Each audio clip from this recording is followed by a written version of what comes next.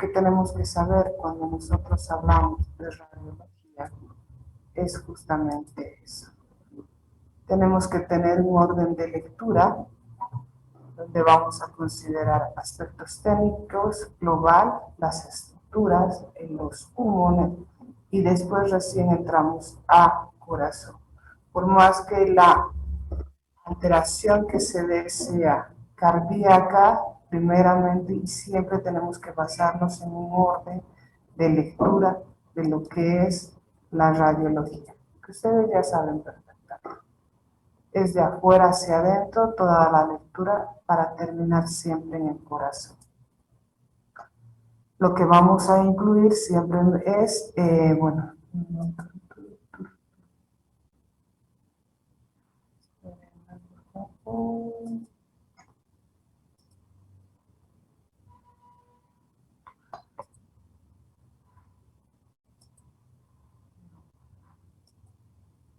oh, dame un ratito.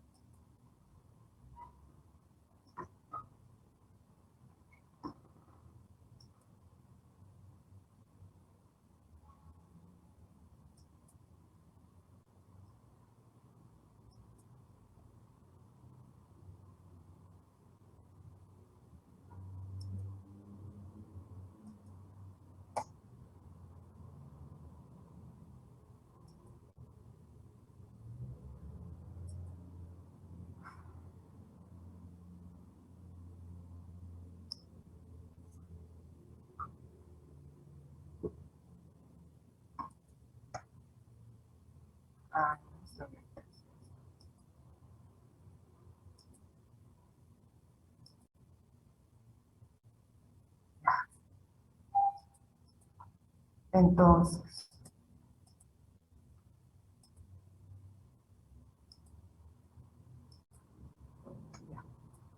Entonces, nosotros cuando valoramos lo que vendría a ser la radiografía, tenemos que valorar los aspectos técnicos de lo que vendría a ser la,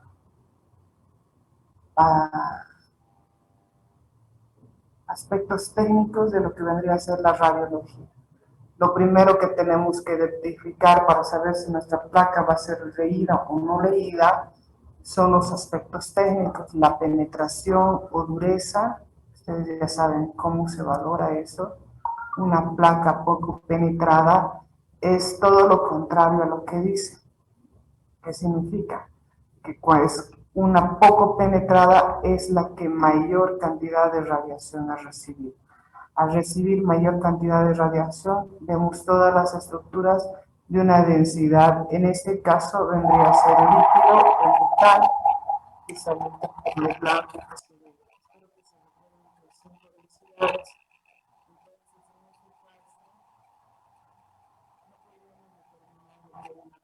Haciendo compresión de pulmón, pues no puedo identificar las diferencias de densidades. Entonces, esta es una placa mal tomada. O, por ejemplo, una poco penetrada, que ya también sería, aquí tenemos también otras, en las que casi no se nota y todo ya también está negro, podríamos decir que es una placa dura. Justamente ¿por qué? Porque ha recibido poca radiación y por ende hay mayor la densidad que más se nota es la densidad aire y por eso justamente está negro completamente la estructura. O tengo una visibilidad, como en este caso, de todo lo que es columna sobre lo que es corazón. Esta placa también está mal tomada. ¿Por qué? Porque hay lineamientos y parámetros para tomar una placa y por ende hay estructuras que se tienen que ver o no se tienen que ver. Esta, justamente, si bien esta es una placa mal tomada, en esta se diferencia, es la misma persona, pero esta está en inspiración, como tiene que ser, y esta está en expiración. Si se dan cuenta, parecerían dos horas completamente diferentes. Vean cómo la cúpula está elevada, hay una poca visibilidad del aire de lo que vendría a ser estómago, no tengo una referencia eh, de las líneas transversas de lo que vendría a ser bien las costillas, entonces hay un agrandamiento de lo que vendría a ser el corazón. Si se dan cuenta, es la misma placa, es la misma persona, pero ¿cómo hace que una buena inspiración y que el paciente detenga el aire hace que la placa realmente tenga todas las estructuras normales? Y es justamente lo que se tiene que ver. Obviamente las placas de tórax tienen que ser tomadas de pie. ¿Ya? ¿Por qué? ¿Y cómo vamos a valorar eso? Por la burbuja de aire del estómago, que siempre tiene que ser perceptible en lo que vendría a ser el ángulo izquierdo. Obviamente de frente vamos a tener siempre la relación de que parecería que está todo lo contrario, pues si se dan cuenta esta parte estaría en la derecha, pero obviamente está porque la placa está invertida. Leemos al contrario. Y esa referencia es así que nosotros tenemos en cuenta el hemicuerpo que estamos examinando. Si no existiera eso y estuviera casi nulo como en este caso, también podríamos pensar que la placa no fue tomada de pie, fue tomada en un decúbito. ¿Por qué? Porque hay obviamente patologías en las cuales el paciente no puede estar de pie. ¿Qué nos hace referencia? Lo que vendría a ser la burbuja del estómago. Esta burbuja siempre está presente. No es que desaparece. Hay estructuras que siempre van a tener un mínimo de capacidad, ya sea de líquido o de aire. También tenemos que revisar, obviamente, lo que nosotros deseamos ver. Hay diferentes proyecciones. La que nosotros utilizamos en tórax es la PA. Alguna vez alguna persona de manera muy tonta ha solicitado una P. En una P no voy a valorar ni pulmones ni corazón, lo que voy a valorar es columna vertebral. ¿Se puede pedir? Se puede pedir. Y también las laterales, obviamente que en la lateral va a depender de la estructura que yo quiera ver, ya sea la región derecha o ya sea la región izquierda. Las laterales de esfuerzo o con porción lordótica, como en esta, el objetivo es ver columna. Yo daba imagenología antes. Es apasionante y espero que les hayan hecho vivir ustedes. Es la pasión que realmente se puede lograr con todas estas imágenes. En este caso nosotros podemos ver la integralidad de lo que es columna vertebral. Si alguna persona presenta dolores de espalda, obviamente dependiendo de la edad se ve justamente la estructura de lo que vendría a ser cada uno de los cuerpos vertebrales, si existe o no existe una lesión. Por ejemplo acá, si ustedes ven con detenimiento, aquí hay justamente un espacio entre lo que vendría a ser cada uno de los cuerpos vertebrales, pero aquí hay una mínima unión. Esto puede ocasionar, lo cual no es así acá, ni es así acá, pero en esta parte es mínimo. ¿Qué pasa? Estos son los llamados picos de lodo. Es un crecimiento óseo que se va dando a nivel de los cuerpos vertebrales y que va ocasionando la compresión nerviosa. Y con ello, obviamente, un dolor radicular. Dependiendo del lugar de la compresión, vamos a tener justamente la raíz que vaya presionando y con ello la patología que vamos mostrando. Tenemos estos tipos de proyecciones ya también diferenciadas, pues tienen solamente un objetivo.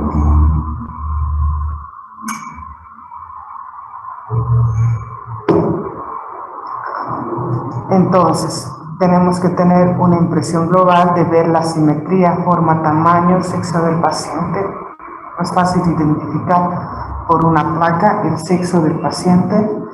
masas, nódulos, consolidaciones, flujos, todo eso para poder ver justamente las estructuras, o ver, perdón, y llegar a un diagnóstico. Nosotros tenemos diferentes estructuras, pues una placa se va de afuera hacia adentro. Entonces, ¿qué voy a valorar primero? Los tejidos blandos, mamas, pliegues, toda la estructura justamente que podemos ver acá. Vamos de afuera hacia adentro, entonces yo veo la estructura, lo que vendría a ser la grasa, veo glándulas mamarias, siempre son mucho más prominentes la remarcación en lo que vendría a ser la mujer, obviamente por las mamas. Lo que voy a valorar después van a ser las estructuras óseas de afuera hacia adentro. No tengo que ver directamente la estructura del omóplato, si no veo realmente esta es una placa bien tomada. Tengo que ver a la vez de la simetría de las clavículas, contar justamente los espacios, los cuerpos vertebrales que veo a nivel de lo que vendría a ser el esófago. Luego voy a contar justamente las costillas. Las costillas me van a valorar si esto está simétrico o no, justamente con las clavículas. Voy a valorar también lo que vendría a ser el contorno diafragmático, lo que vendría a ser los senos costodiafragmáticos, costofrénicos, costodiafragmáticos. Justamente esto es muy importante cuando hablamos de tórax y pulmones principalmente. Entonces, voy a valorar toda esta situación para luego recién entrar a lo que es la estructura del parénquima y poder delimitar qué tipo de patrón pulmonar tiene mi paciente y con ello llegar a su diagnóstico. Ténganlo muy en claro, su examen final se va a basar en esto. Tengo y voy a colocar placas y ustedes tienen que llegar al diagnóstico. O me tienen que, ¿qué es? Me tienen que explicar lo que dice la placa. Y me lo van a detallar. Y ojo, si nos estoy viendo ahorita en mi pantalla, Misael Crisen, que no lo veo, no me extraña. Brittany Jiménez, Jamet Vilca y Dainor Quinibe, si los cuatro me mandan, no sé, como lo han hecho en el examen extemporáneo de paso, senos costofrénicos, y la pregunta es costos diafragmáticos, y los dos me mandan con el mismo error como ahorita, costofrénico, y después os, sé que los cuatro se han comido. Y en revisión manual les voy a poner 0 a los 4. Ya no les voy a exigir que estudien, pero sí voy a tener mi conciencia tranquila en saber que mi exigencia sigue siendo la misma. Como lo han hecho en los exámenes. Entonces, justamente valorando todas esas estructuras, su integralidad y demás, recién voy a pasar a ver justamente las estructuras pulmonares. Ya, cuando yo valoro las estructuras pulmonares, ya voy a empezar con esto, con lo que vendrían a ser las estructuras anatómicas que yo tengo que ver, como ser la tráquea, como ser la tráquea, el botón aórtico, lo que vendría a ser la aurícula, lo que tengo que ver los ventrículos, ventrículo izquierdo, ventrículo derecho, aurícula derecha, lo que vendrían a ser los vasos, tengo que ver justamente la integralidad de la cúpula diafragmática y justamente a partir de eso, de estructuras anatómicas que se tienen que ver, ya a partir de eso voy a ir viendo las ramificaciones. Los bronquios, obviamente, que voy a tener que ver, sabiendo la distribución. En uno que tengo que ver 2 bronquios principales y en otro 3. Y sobre eso sus ramificaciones. Entonces, sabiendo esto, voy a, justamente lo mismo en una lateral, voy a poder identificar después recién el corazón obteniendo lo que vendría a ser la silueta cardíaca. Tengo que medir lo que vendría a ser trazar una línea simétrica que va a pasar por la mitad del espacio de las clavículas y que tiene que tener relación con las espinas vertebrales, y luego voy a trazar, esa es una vertical y una horizontal. La horizontal tiene que tener en relación con lo que vendría a ser el costo frénico de lo que vendría a ser el ventrículo izquierdo hacia lo que es pulmón, no del ventrículo derecho, sino del izquierdo. Voy a trazar una línea horizontal y a partir de eso voy a tomar mediciones. De la vertical hacia la parte más extrema de lo que vendría a ser el ventrículo derecho va a ser A. Hacia lo que es el extremo de lo que vendría a ser el ventrículo izquierdo va a ser B. El total de la línea transversa va a ser C. Entonces, ¿qué voy a hacer? Voy a sumar A más B, que si se dan cuenta, si lo hiciera en la misma dirección no sería un valor referencial. A más B entre C. Lo normal es menor a 0,5, 0,4 a 0,5. Ya mayor a esto, estamos sobre una hipertrofia, ¿qué es? Una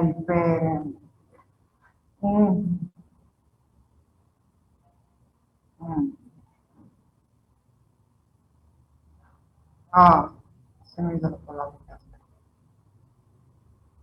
Frente a una hipertrofia y un crecimiento cardíaco, que obviamente nos estaría denotando una patología. Si se dan cuenta acá, se tiene que trazar justamente eso y se valora y luego se saca justamente lo que vendría a ser el índice de masa corporal. Gracias. Esta es una placa muy bonita porque si se dan cuenta nosotros podemos ver realmente y deberíamos ver de esta manera en una placa de tórax justamente la estructura anatómica, justamente cómo está posado sobre el diafragma, nuestro corazón, cada una de las arterias, venas de gran calibre que van a salir sobre, o llegan o salen de lo que vendría a ser corazón y forman sus estructuras. Entonces, justamente esto es lo que nosotros tenemos que aprender a ver justamente en nuestra en nuestra placa, en nuestras placas. Acá tenemos justamente lo que les decía, los parénquimas pulmonares, los senos costodiafragmáticos y costofrénicos, el diafragma, la tráquea, todo lo que yo voy a ir viendo. Entonces, aquí está una correlación anatómica, pues de un cadáver, que ustedes han trabajado con cadáver, y como esto igualmente debería verse en una radiografía de tórax. Entonces, tenemos diferentes patrones radiológicos. Esto ustedes ya lo han visto en lo que es imagenología, no es que se están descubriendo nada. Pero que nos van a, lo que los patrones radiológicos nos van a orientar a un diagnóstico cuando la clínica no necesariamente sea clara.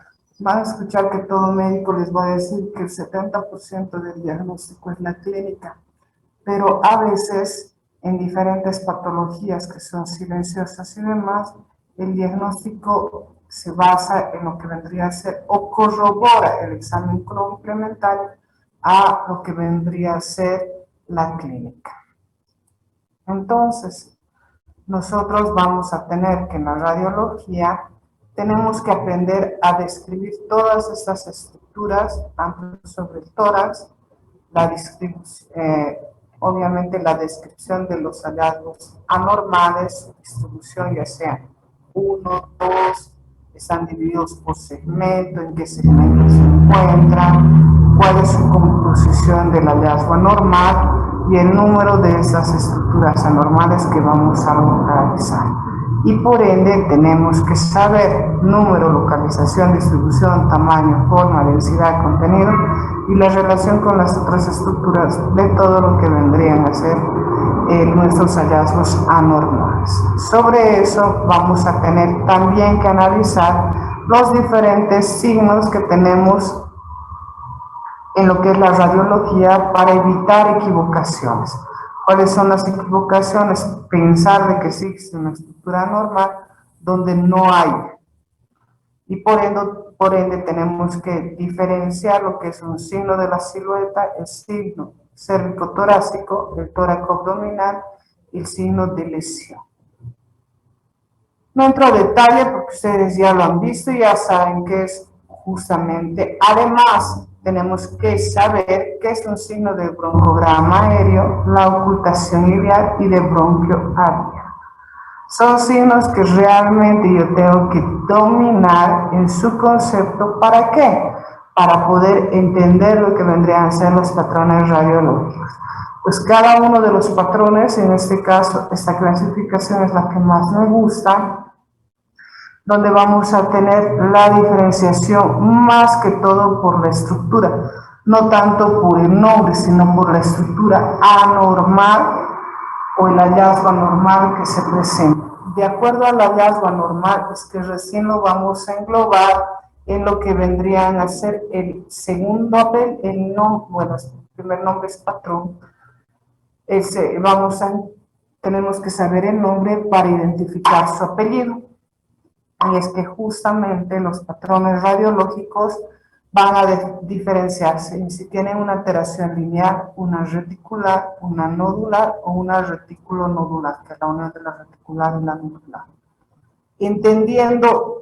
Encontrando su primer apellido, voy a la vez poder identificar qué tipo o subtipo de patrón existe.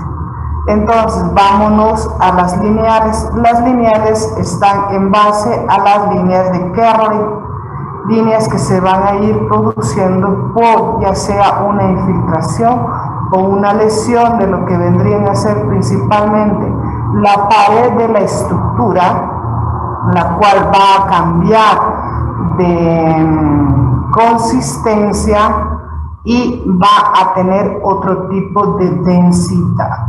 Eso es muy importante.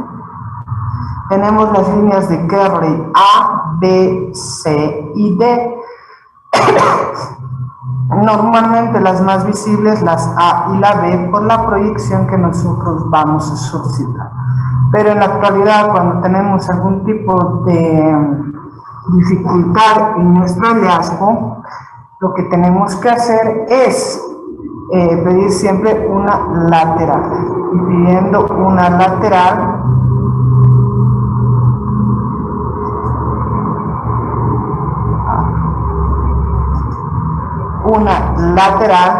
vamos a poder identificar estas. Ustedes saben la definición de cuál es la diferencia de cada uno de lo que es A, B, C y D.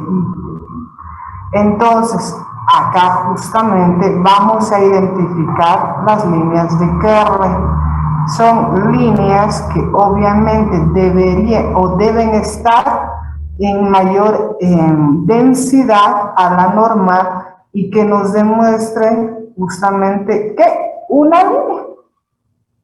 No puedo decir que estas, a ver, vamos a irnos a una normal. Acá. No puedo decir de que aquí encuentro líneas de Kerley. ¿Por qué? Porque ninguna es lineal completamente.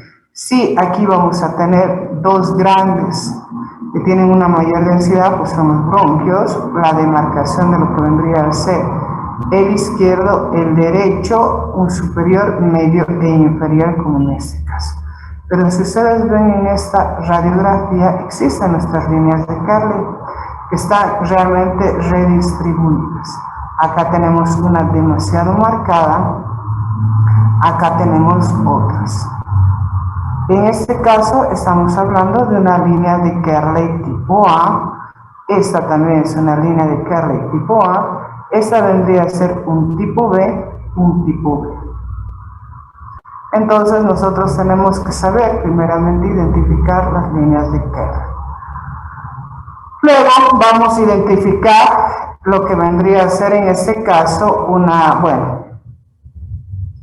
en una enfermedad pulmonar difusa, como tenemos acá, las líneas de Kett. Algo que tenemos que tener muy en cuenta para no poder confundir lo que es una línea de Carrey, es obviamente lo que es el signo de la silueta. Cuando dos estructuras de la misma concentración o de la misma densidad, una se enmascara en la otra y solamente vamos a tener los bordes definitivos de lo que vendría a ser la más grande, como lo tenemos acá. Entonces, normalmente en una estructura no deberíamos ver, pero acá sí lo podemos ver. Normalmente el signo de la silueta, como les dije, es una alteración y acá puedo ver un signo de la silueta. ¿Por qué? Porque acá hay dos densidades diferentes que hacen que obviamente pueda identificar. Acá tengo justamente lo que es la densidad aire en el callado de la aorta y por eso puedo identificar este estructura. No va a tener, como no tiene la misma densidad, no se encubre una con la otra. Como pasa acá, justamente este es un positivo y este es un negativo, un signo de la silueta. No voy a tener esta estructura para el corazón, obviamente. No puede existir una anomalía de esta manera en corazón. No va a existir un tumor en corazón. Corazón, al ser un músculo hueco, no alberga tumores. Por eso ustedes no van a escuchar del cáncer cardíaco. Obviamente escucharán pues, que puede existir del nódulo sinusal y demás, donde las estructuras que le van a dar función al corazón, pero no del músculo como tal. Entonces, es imposible que esta alteración que vemos acá sea propia del corazón. Si vemos esta estructura así demarcada, que este es un nódulo, por el tamaño debería ser un nódulo grande, vamos a ver que esto es obviamente dependiente de lo que vendría a ser pulmones o estructuras fuera del corazón. Entonces, acá me va a hacer perder justamente porque los tumores normalmente son una densidad líquida en la mayoría de los casos y por eso me va a hacer perder el relieve de lo que vendría a ser el corazón, como lo ven acá. Viendo sus caras y todo lo que hacen, sinceramente a veces me pongo a pensar, es importante darles clases a ustedes. Porque la mitad está viendo al costado, por ejemplo, me está mostrando su hombro, ahorita obviamente se va a poner erudísimo.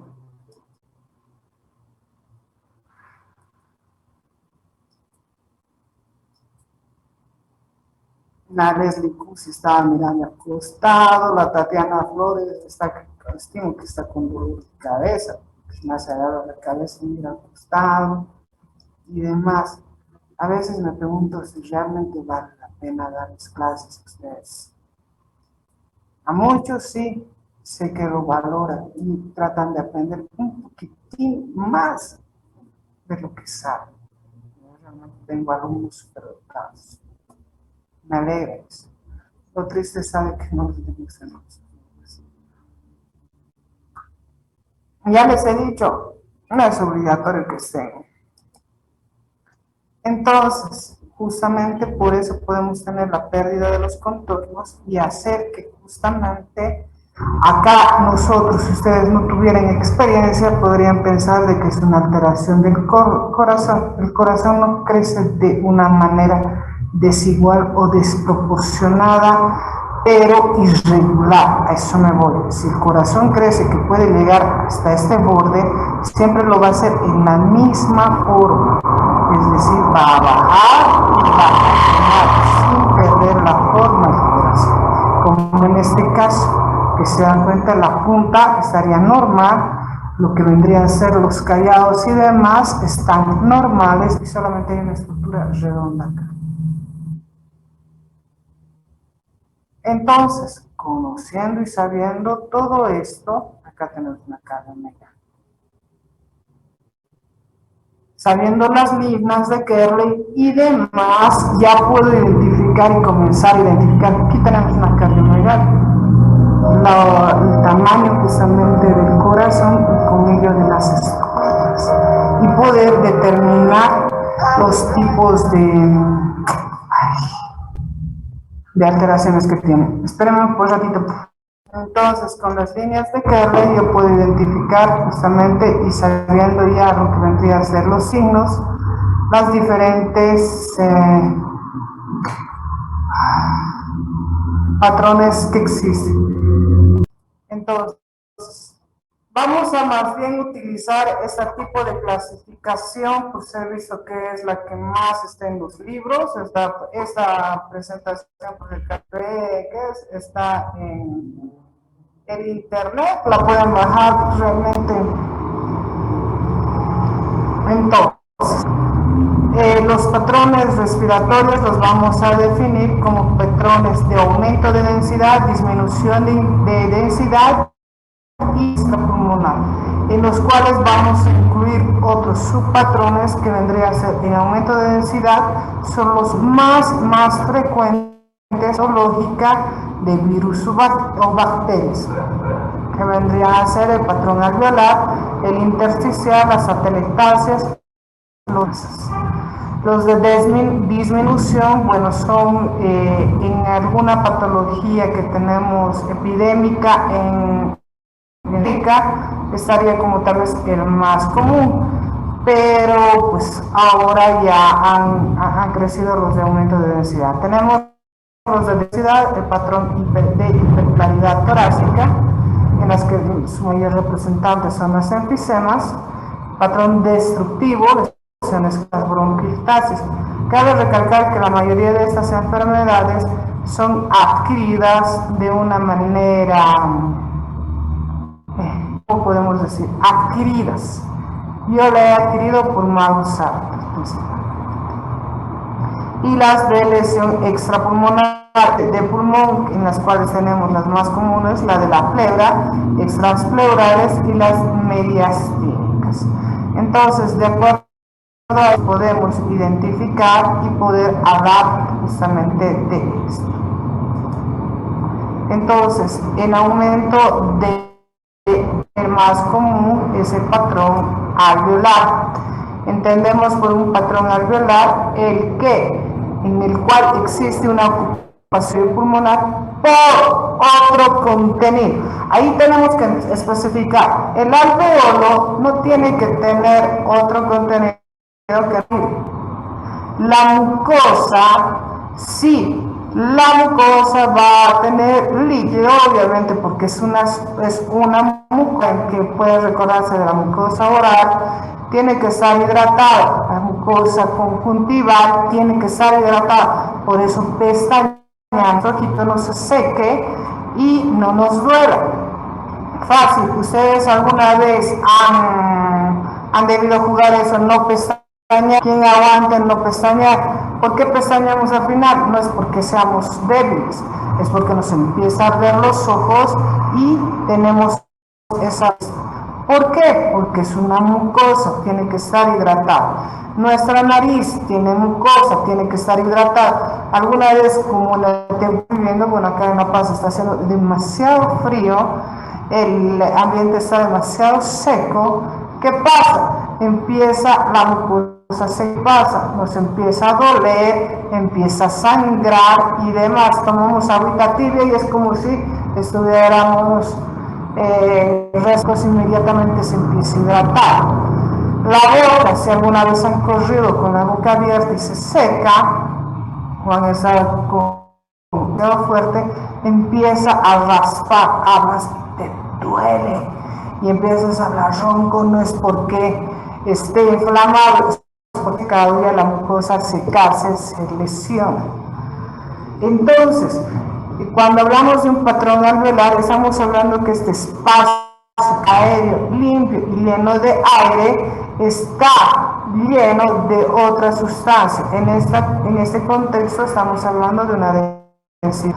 sangre, pus, agua. Cualquiera de esas sustancias es agua, es otra densidad. Y en vez de verlo negro, lo voy a ver blanco. Tipos de las causas que voy a tener un patrón alveolar. Voy a tener el generalizado, el bien definido y el mal definido. El generalizado también llamado difuso, patrón alveolar difuso. ¿Qué significa eso? Que es el generalizado. Cuando nosotros generalizado, estamos hablando de que está tomando normalmente una cavidad, mínimamente está tomando unos lóbulos pulmonares.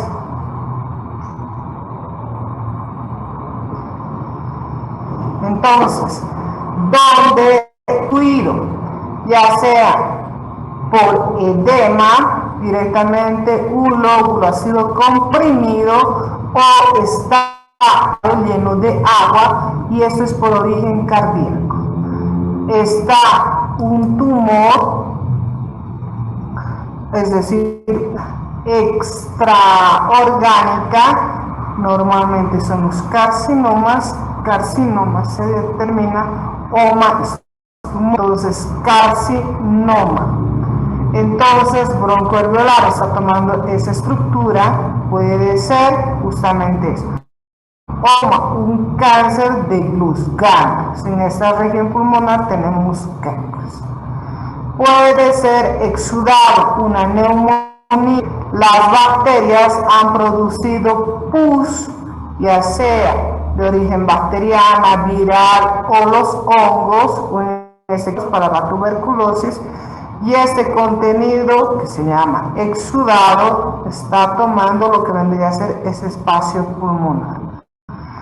También este puede estar contenido por sangre, una hemorragia. ¿Por qué? Por los anticoagulantes o por alguna anticoagulación. Esto es muy frecuente en los diabéticos, pues los diabéticos tienen una alteración en la coagulación, lamentablemente no coagulan rápido por el exceso de sangre que tiene, el exceso de azúcar en la sangre o de glucosa.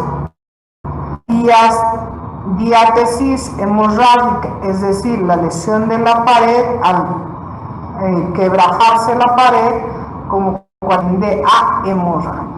Una coagulación intravascular diseminada, eso se llama CID, es una coagulopatía, es decir, una alteración de lo que vendría a ser la coagulabilidad por alteraciones principalmente hepáticas y hemorragias.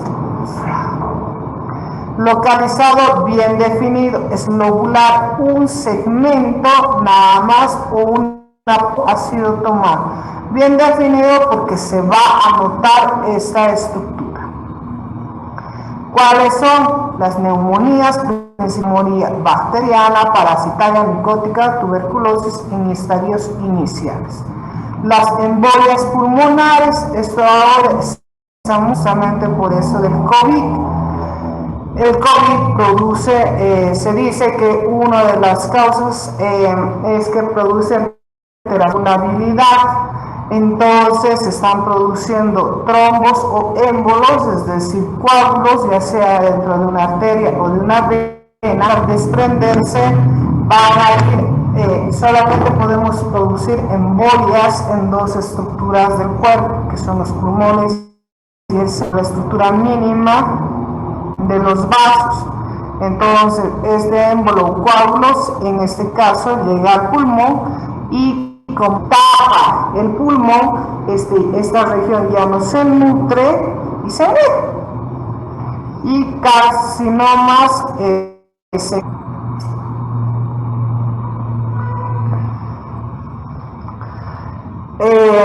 cuando ustedes tienen tos, por ejemplo, diagnóstico de tos, saben que tos es una manifestación, no es una enfermedad.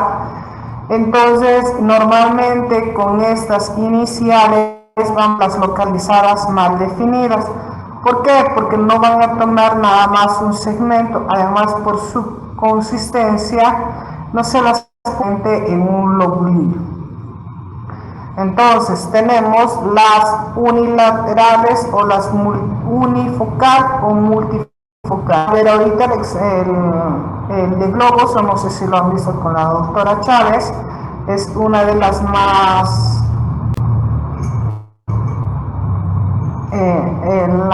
el signo de los globos es la más bonita en localizado más definido.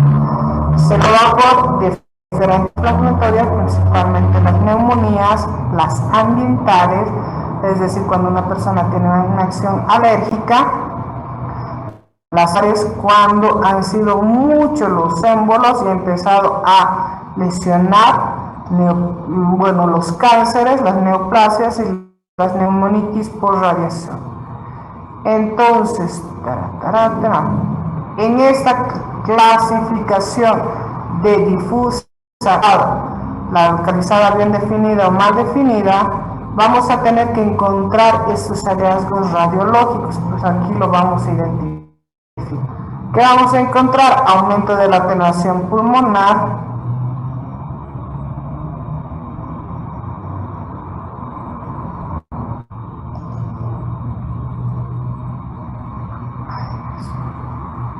aumento de la atenuación pulmonar, es decir, vamos a ver alterado el pulmón, imágenes mal definidas y de bordes imprecisos, aspecto algodonoso.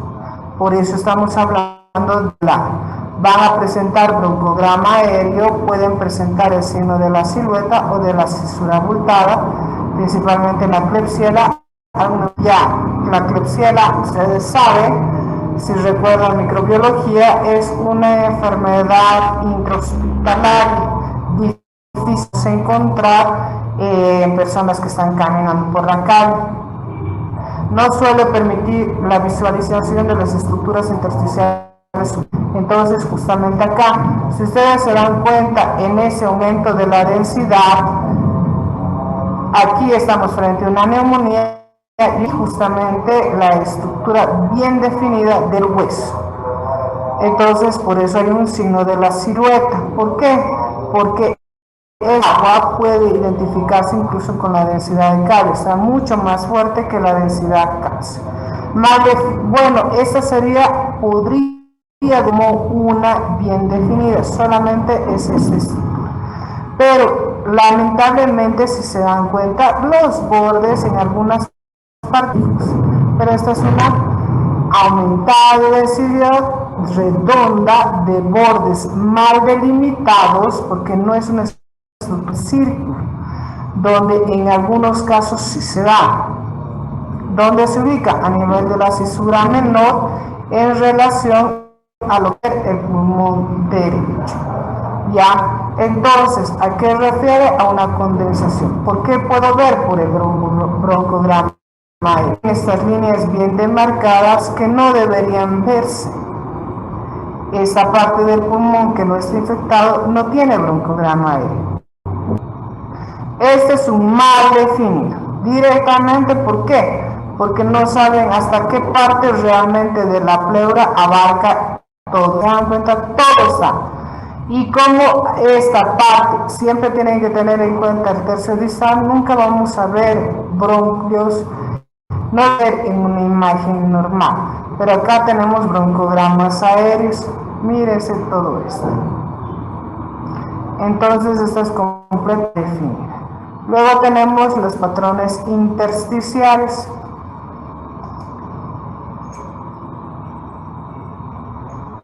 Afecta el intersticio del pulmón, un aumento patológico de alguno de sus componentes. ¿Ya?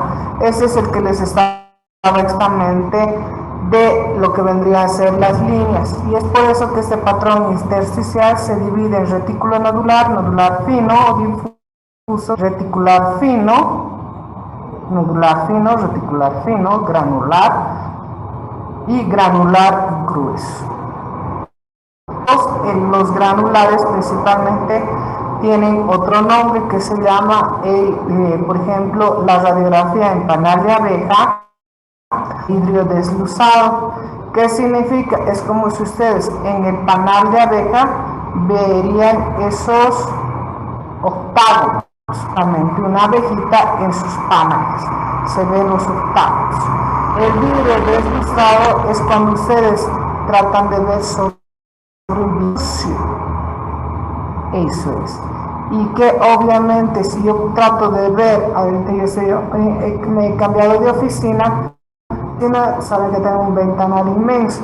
Si ese ventanal estuviera, bueno, está sucio directamente, yo trato de ver nítidamente lo que está por estructuras.